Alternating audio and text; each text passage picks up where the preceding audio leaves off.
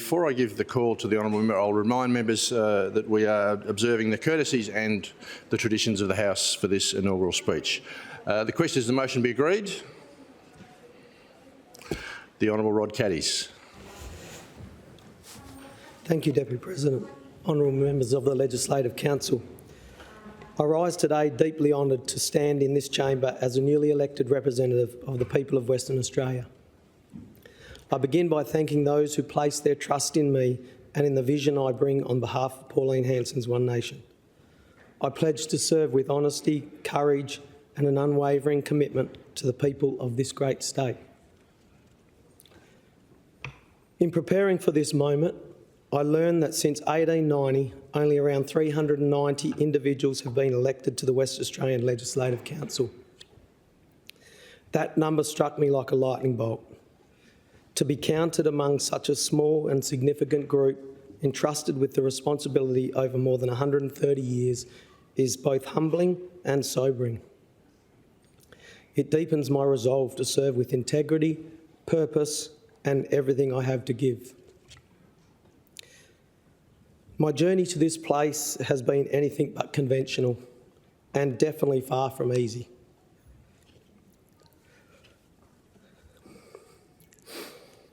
I was raised for many years by a single mother who had 7 children.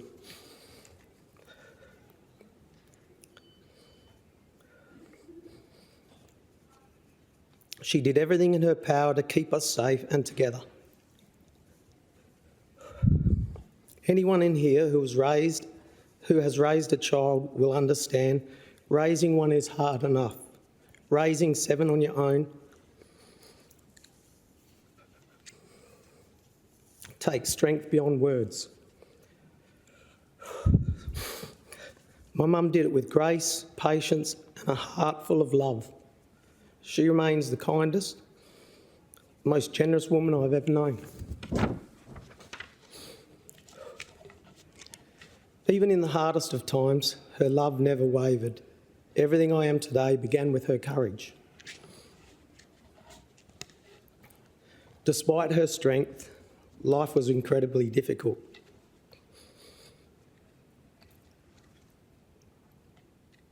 I spent parts of my childhood in government care, in foster homes and group homes.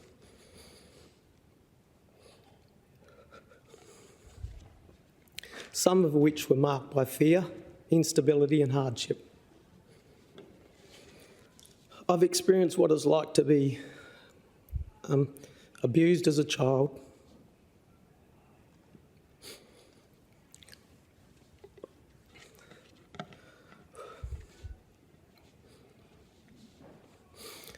I recall on one occasion I was punched numerous times and kicked in the head while on the ground by a grown man. His boot print left imprinted on my skin and my face. I lost faith in the justice system for many years after that, as the man was found guilty but was given nothing but a small fine. Each time I think of this memory though, it brings some happiness to me, as it reminds me of how strong a bond a family can be. I was around 12 years old and my younger brother David was 10. During my assault, my brother was jumping on the back of the man trying to protect me. That is a great example of how strong true love and family bonds can be. I've also endured the trauma of sexual predatory behaviour by a family member during my young teenage years. Pried with alcohol by my uncle,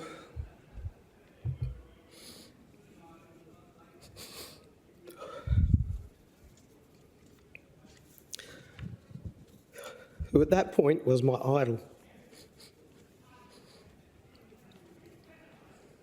and him trying to take advantage of me. Thankfully, my mother had taught me about protective behaviours, so he was unsuccessful. I know and understand the disappointment and fear that so many victims feel, and I'll never forget it. Yet amid that hardship, I was fortunate to spend a considerable part of my youth on a farm in a small southwest town, living back with my mother and a stepfather. There I discovered the value of hard work, the importance of community, and a deep appreciation for agriculture.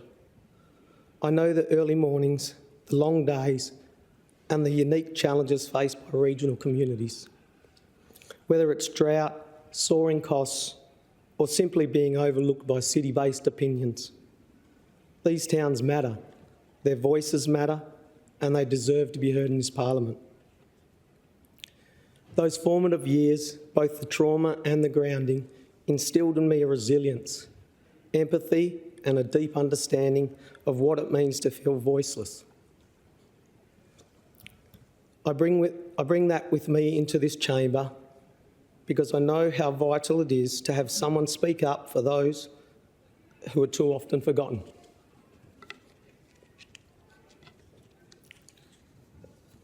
And I know from a personal experience that having a roof over your head is one of the most important things in life. It provides safety, dignity, and the foundation for everything else. Yet today, far too many people in our state are struggling to find secure, affordable housing. Many can't afford to buy a home, and increasingly, even renting is out of reach. That is not the Western Australia we should accept. This is an issue we must address with urgency and compassion. As an adult, I proudly served in the Australian Army Reserve 10th Light Horse. Wearing our nation's uniform taught me the true meaning of service, sacrifice and loyalty. It deepened my respect for those who came before me, those who gave everything, not for power or politics, but to protect our freedoms. They fought so we could speak without fear, worship openly, raise our families in safety and live with dignity. But those same freedoms were tested during the COVID-19 pandemic. I stood among the minority who chose to speak out against government mandates. That, in my view, undermined our right to bodily autonomy. I believe no government should ever coerce its citizens into medical decisions with unproven treatments.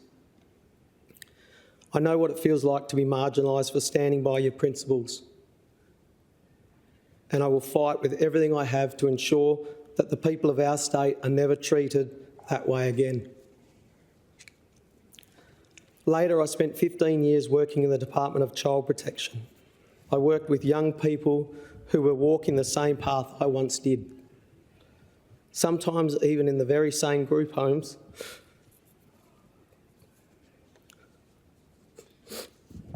I had lived in.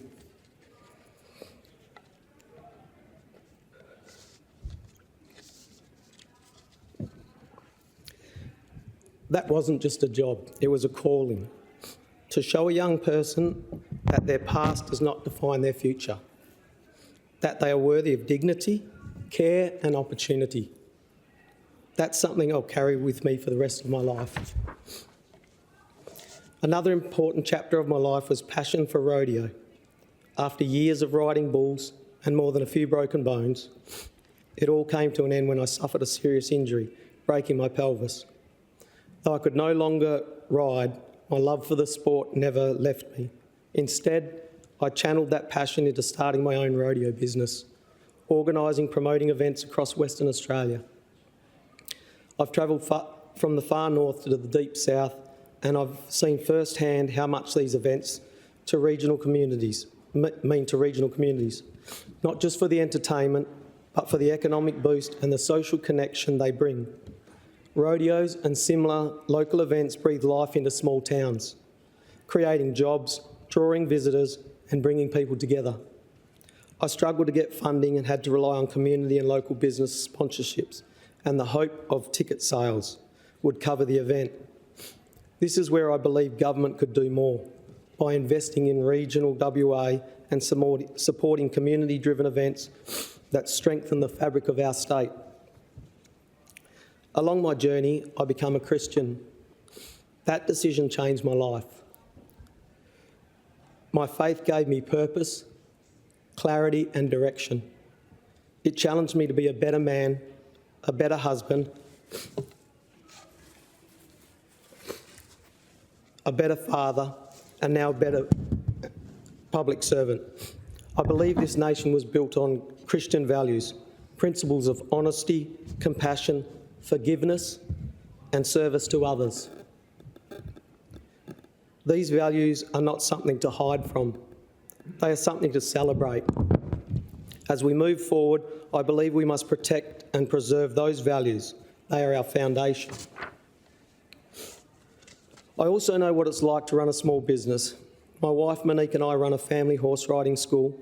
It's more than a business, it's a way of life. It's a cornerstone of our local community. Like so many small business owners across Western Australia, we've faced rising costs, tight margins and red tape. Small businesses are the backbone of our economy and they deserve a government that supports them, not one that burdens them. Now, as I take my seat in this Legislative Council, I carry all those experiences with me. Every struggle, every lesson, every face and every story. I'm here to fight for a fairer Western Australia, a state where families aren't crushed by the cost of living, a state where frontline workers, our nurses, our police officers, our emergency responders are paid what they deserve and treated with the respect they've earned. A state where immigration is managed sensibly and sustainably so our infrastructure and services can meet the needs of those already here. A state where small businesses can grow without being strangled by bureaucracy. A state where regional communities aren't forgotten, but invested in. And a state where the Christian values are not eroded, but proudly upheld. I'm not here to play political games. I'm here to work for the battlers, the workers, the quiet achievers, and for the kids who, once like I did, just needed someone to believe in them. This chamber may be far from where I started, but I will never forget those beginnings, and I will never stop fighting for those who feel like they've been left behind. I can't stand here today without acknowledging the people who made this possible. To my beautiful wife, Monique.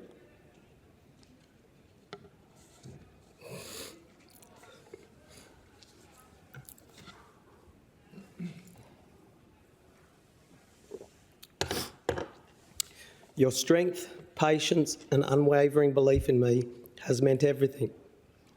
From the moment I told you I wanted to pursue politics, you backed me fully. Through the financial strain, the long nights and the demands on our family, you stood by me. Thank you from the bottom of my heart. I love you big. To our three wonderful children, Emily, Jackson and Matilda, you are my world. Your kindness, your strength and your ability to care for others fills me with pride every day. Thank you for your hugs when I came home late, for your understanding when I missed so many special moments. This journey is as much of mine. This journey is as much yours as it is mine. I also want to take a moment to acknowledge my wonderful parents-in-law, Les and Yvonne Watchtower. For the past 10 years, without fail, they have come to our home every week to cook us a family dinner. It's a tradition that has meant so much to me, not just for the food, but for the time, love and connection it brings. I know that kind of quality family time is something many people don't get to experience, and I'm truly grateful for it. Thank you from the bottom of my heart. To my best mate, Daniel Ramsey, thank you for decades of friendship. You've always had my back on the basketball court, in life, and now in this new chapter. Your support means more than I can ever express. To the many people who worked behind the scenes to help get me elected, thank you. This campaign was never just about me. It was a team effort driven by the belief that we can make Western Australia a better place. To Ryan Smith, your behind-the-scenes support, often without recognition or reward, made a real difference, mate. Thank you. A heartfelt thank you to Constantine Orthiel for the incredible effort you put in helping me organise candidates and managing the paperwork. Your attention to detail and behind-the-scenes support made a huge difference. Parminder Singh, your tireless energy, your long drives around the state, your optimism and your dedication were incredible. Thank you. Tyron Witten, cheers for the road trips, mate, for helping set up the events, for giving so much of your time and energy to help me succeed. I'm grateful. Kat White, thank you for your long trips from Merredin, for missing time with your family, and for taking on the tough jobs without complaint. Your commitment never went unnoticed. Richmond Graham, thanks, mate, for your efforts on the social media front. Having some youth on the team was a great help. And finally, to Senator Pauline Hanson, thank you. You gave me the opportunity to stand for One Nation and to represent the values I hold dear. Your courage to speak truth, your tireless advocacy for everyday Australians, and your unwavering principles have inspired not just me, but millions. I'm proud to carry that torch here in Western Australia. Happy birthday, by the way. I hope you had a wonderful day. To all who supported me, this victory is yours too. I'd like to finish by saying congratulations to all my colleagues on your election. I look forward to the opportunity to serving alongside you. Thank you, President.